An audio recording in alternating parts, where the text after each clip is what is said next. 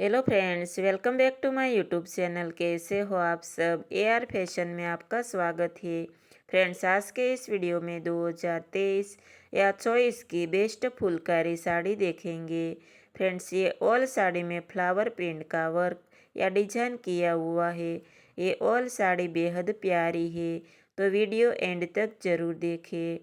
इसे आप किसी भी पार्टी फंक्शन, वेडिंग फंक्शन या कई साड़ियों को डेली वेयर में यूज़ कर सकते हो।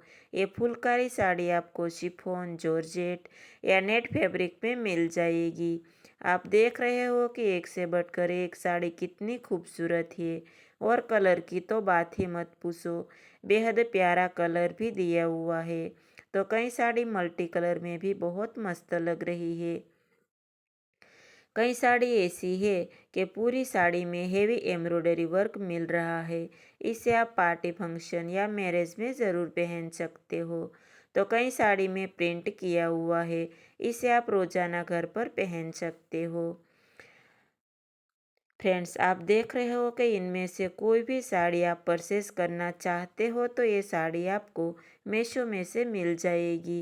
ये ऑल साड़ी के साथ प्राइस भी दिया हुआ है, ताकि आपको एक आइडिया भी मिल जाए।